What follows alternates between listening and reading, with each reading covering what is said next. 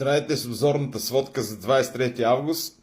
Направо ще кажа основните събития. Беше нанесен много сериозен и масиран удар срещу Киев и то не един, а няколко удара, като може би най-резонансно е това, че руснаците унищожиха с Искандери в Борисполския район над 40 автомобила, пригодени да изстрелват дълнобойни дрони. Отделно унищожиха доста предприятия, свързани с ВПК, с транспорта, с ЖП, с икономика. Т.е. за да обобщим, руснаците започнаха масирано зануляване не само на военно-промишления комплекс на Украйна, не само на транспортната логистика, на бензиностанции и на всичко останало, а дори и на логистиката за граждански цели.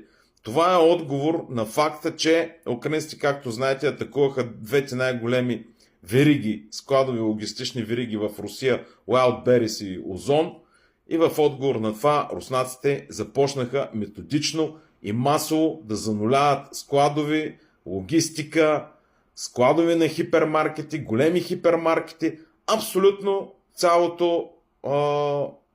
цялата верига на продоволствие, на зареждане и на какво ли не. И повтарям, не само за ВПК, а и за граждански цели.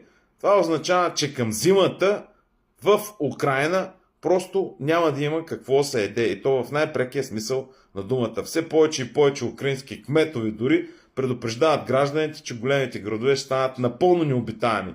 Като за сега това все още не е крайна форма на ескалация.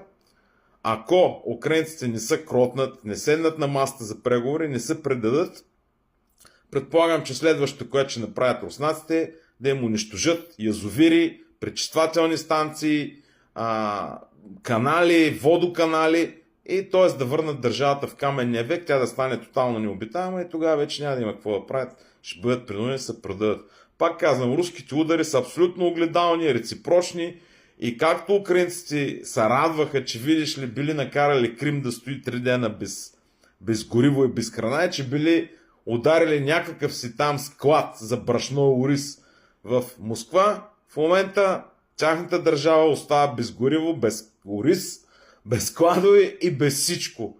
Защото винаги съм казал, че срещу гражданско население не трябва да се води война. Това са си военни престъпления, че те не променят условията на терен, така че те го изпитаха на собствен гръб. Иначе руснаците започнаха също така много силно да прилагат тази стратегия и тактика, която бях ви казал, че ще я направят. Тотално отцепване на Украйна от Черно море. В момента има негласен блокаж на абсолютно всички черноморски пристанища. Практически всичко, което влиза или излиза, се удря